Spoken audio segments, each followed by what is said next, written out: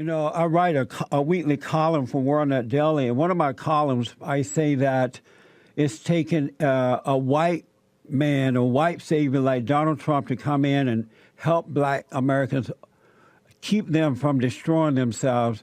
And over the last 50 to 60 years, we've had black people in power of authority, and they have done nothing. The NAACP, Maxine Waters, we have black congressmen and women, black city councils, black mayors, black police chief, and we have black preachers with mega churches.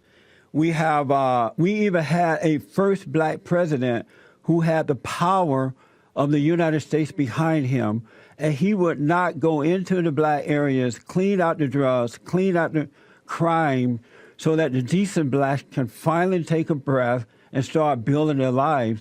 And Obama didn't do it. No one has done it because they really don't care about the people. They want them down and out. And as you said, to gain power and wealth, they could care less about the people. I want to ask, before I get to the book, Snoop Dogg created a video of himself shooting President Trump. Did you see that yet? A mock assassination. I've heard about it, but, I don't pay attention to Snoop Dogg. Do you think that would impact other black young men who are angry and believe this lie that the president hates them because of their color? But, I don't think that is setting in. Look, President Donald Trump was the only candidate throughout the entire presidential cycle that put the light on the violence, the poverty, the deplorable conditions in the black community. And he said, black people deserve a better quality of life. They deserve a shot at the American dream just like anybody else. Nobody else said that. And you know what we saw when the votes came in?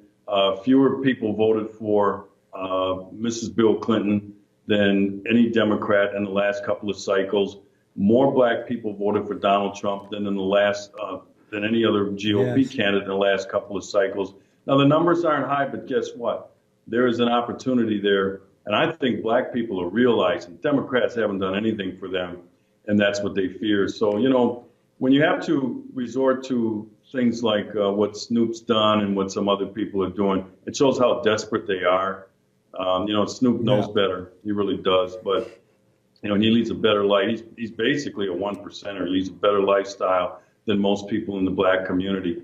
And, he's another one that could be a force for good, but, he gets down in the gutter. Yeah. And, he's irrelevant in this thing as far as I'm concerned. So the less that we talk about him, I think the better. I absolutely agree.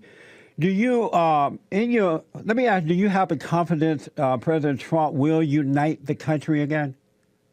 Yes, I do. I've had several private conversations with him during the campaign.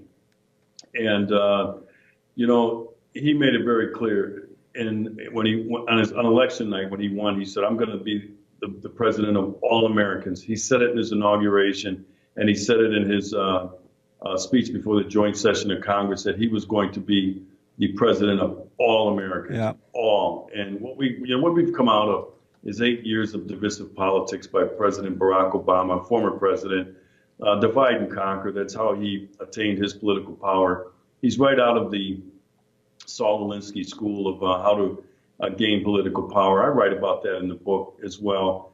And I said to anybody who was willing to listen, and I had a few platforms during that campaign, that I thought that the first thing that whoever won, but specifically Donald Trump, now President Trump, should do is deliver a Gettysburg type address to make this nation come together and start to heal after 8 years of ugliness, the race relations, the gender politics, the identity politics that was played by the left and Barack Obama. And he did it. He did it during his inauguration. Yeah. And he did it again during that joint session of Congress, which even people like Van Jones, who is no fan of the right, no fan of of Donald Trump, Van Jones says that was one of the best political speeches he has ever heard.